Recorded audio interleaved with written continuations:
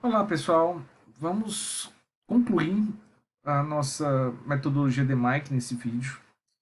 Começando pela etapa Improve, vamos finalizá-lo, né, na verdade. E em seguida, eu vou falar rapidamente sobre a etapa Control, fazendo um resumo das suas principais etapas. Não vamos entrar em detalhes em nenhuma ferramenta, porque logo em seguida nós vamos trabalhar a principal ferramenta do Control, que são as cartas de controle, atrelada à análise de capacidade. Tá? Então, é, é, vamos terminar o DMIC, mas vamos começar um outro assunto que ainda é DMIC, na verdade. Tá? Mas, finalizando então o Improve, dentro desse contexto, é interessante a gente lembrar o que nós fizemos para chegar nesse momento. Na primeira etapa, definimos o problema, o projeto de melhoria, definimos os objetivos, cliente, processo, requisitos que deveriam ser observados. Em seguida, no Measure, coletamos dados, buscamos mais informações que a empresa tinha, estratificamos para buscar novos dados, estabelecemos problemas prioritários dentro do processo que a gente está analisando. No Analyze, em cima desses problemas prioritários, definimos algumas causas fundamentais, usando causa e efeito, usando de correlação de forma muito forte, o dotplot na ajuda da comparação, tabelas, gráficos de dispersão.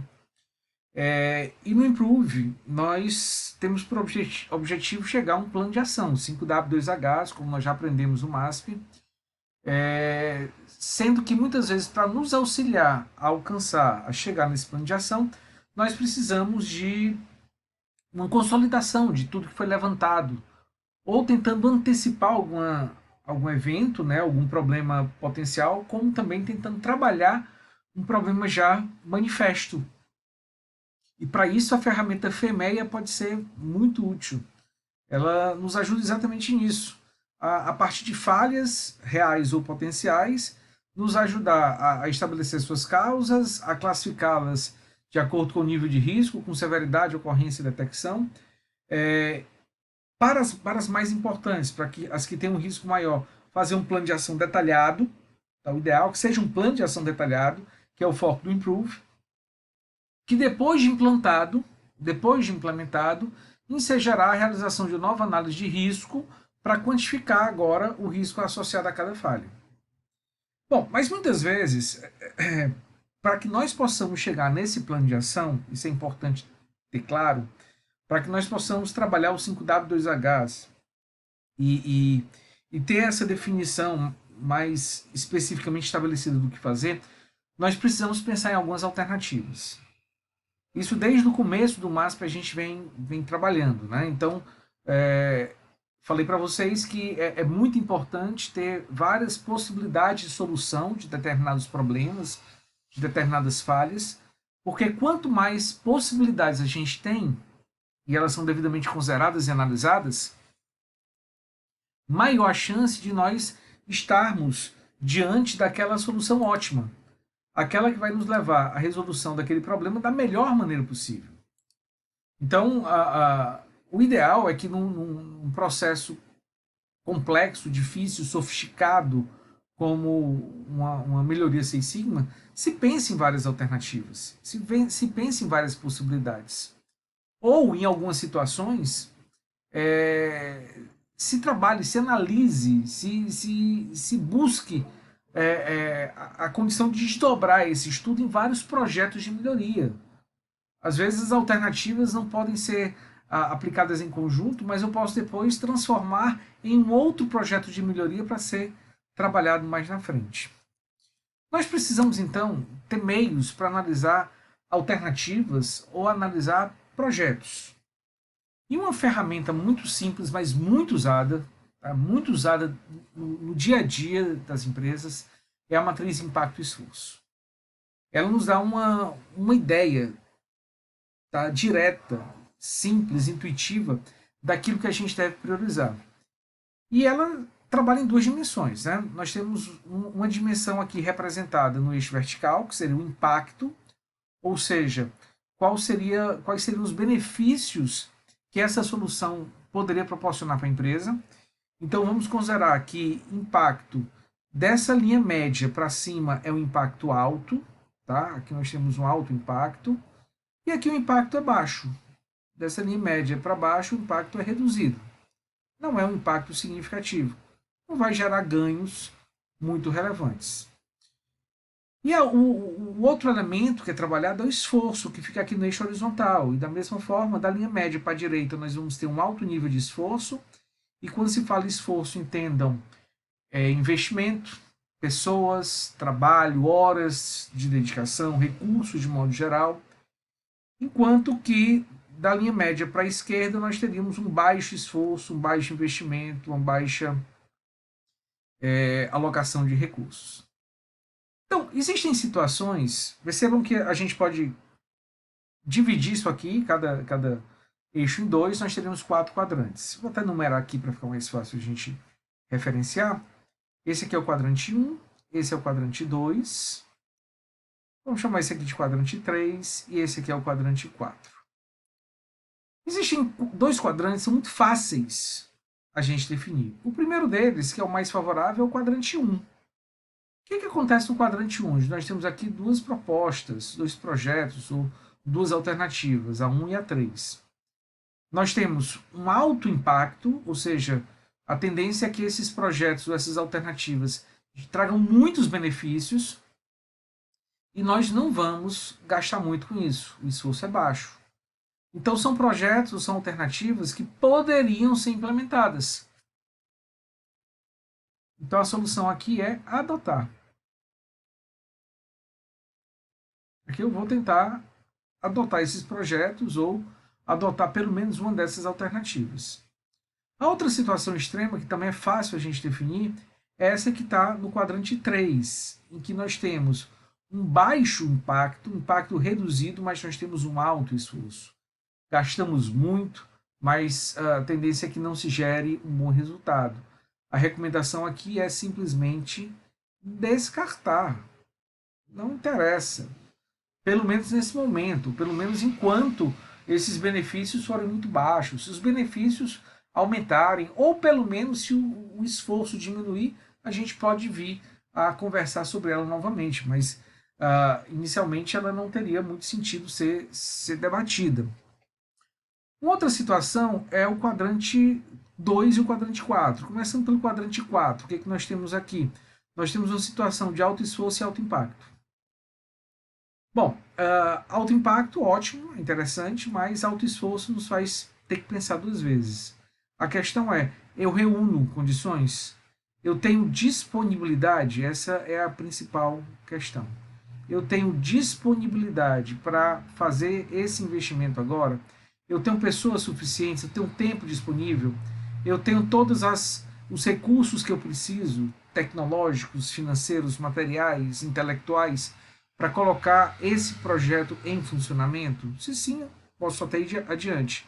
Se não, eu posso deixar esse projeto guardado para quando eu adquira essa disponibilidade, tá? Ou quando eu consiga até reduzir por meio de alguma mudança, algum ajuste, essa necessidade de esforço, a gente possa implementá-lo.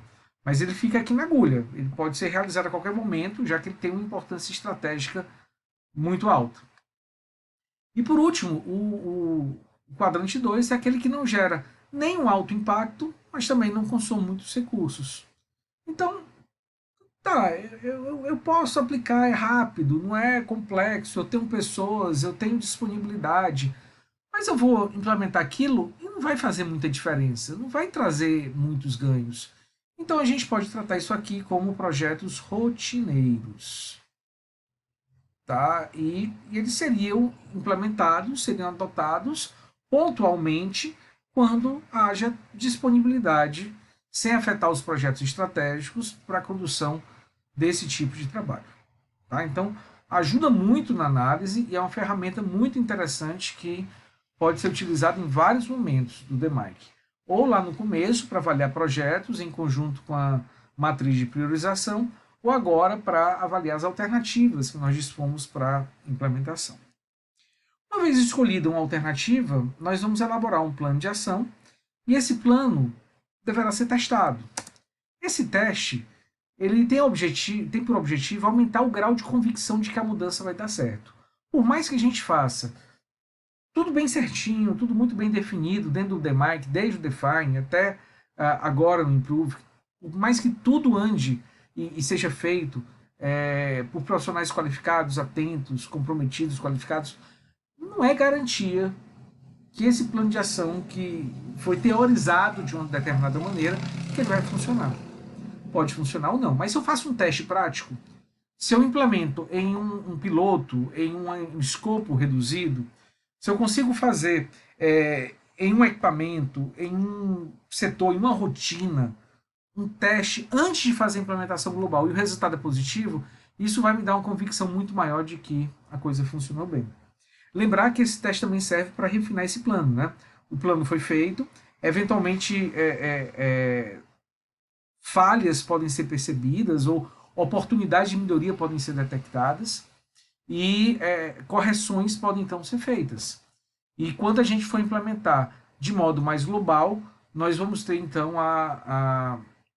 esse plano já bem definido, já melhor estruturado e com todas as condições de gerar um resultado melhor. De um modo geral, existem duas questões que devem ser observadas quando se faz um teste. É o impacto da mudança nos indicadores. E aí eu peço que vocês lembrem a discussão que a gente teve no começo do Six Sigma, quando a gente tentou caracterizar o que era uma mudança. E um dos pontos da mudança implica em de melhoria, né? Quando a mudança é uma melhoria. E um dos pontos que nós definimos é que toda e qualquer melhoria deve impactar indicadores estratégicos de modo significativo. Então esse é um ponto. Eu não sei ainda se essa mudança, se essa melhoria vai ser permanente, já que eu estou fazendo implantação inicial, tá? Em um piloto, no escopo menor. Mas eu posso avaliar se o impacto será em indicadores relevantes e se será de forma significativa. Além disso, avaliar impacto em custos. Pode ser que o preço da implantação, o custo da implantação saia muito maior do que tinha sido previsto. Isso aí em pequena escala, lógico, a gente pode extrapolar para uma escala maior. Isso é importante ser avaliado. O impacto social, o impacto na organização informal da empresa. E aí a cultura, o clima, são as lideranças. Muitas vezes, quando a gente tem situações como essa, em que um projeto é muito bom tecnicamente, mas ele não atende aos anseios e gera um transtorno muito grande na organização social da empresa, isso pode te trazer dificuldades de alcance de resultado muito grandes. E outros efeitos colaterais que eventualmente podem acontecer, que devem ser analisados. Lógico, esses elementos serão então mensurados, serão avaliados, e eu preciso ter uma referência. Nessa avaliação, nós podemos ter duas abordagens diferentes. Nós podemos fazer uma avaliação comparando o antes com o depois ou fazendo uma comparação simultânea. O antes com o depois, que é o que está representado aqui no diagrama da esquerda, nós usamos dados históricos. Então, essa situação aqui inicial, todinha, em que nós temos dados pré-estabelecidos, representam situações obtidas ou registradas historicamente, antes da implementação da mudança. Aqui são dados novos. Aqui são dados novos, obtidos com o processo modificado em operação. Tá? E aí, lógico, se eu tenho uma situação, um indicador mais alto, né? Supondo aqui que quanto menor o nível do indicador, melhor. E agora, um indicador bem mais baixo, isso é um sinal de que houve uma evolução. A outra possibilidade é fazer uma comparação simultânea.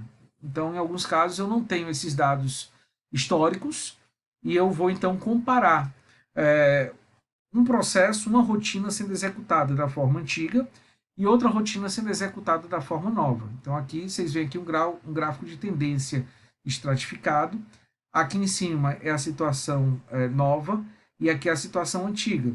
Supondo que esse indicador aqui, ao contrário do outro exemplo, quanto maior, melhor, a gente percebe que desde o começo do teste, e aí eu fiz o teste simultaneamente, né, trabalhando dois equipamentos, dois sistemas separados, um com método antigo, outro com método novo, a gente percebe que houve uma evolução e que o método novo sempre apresentou resultados melhores.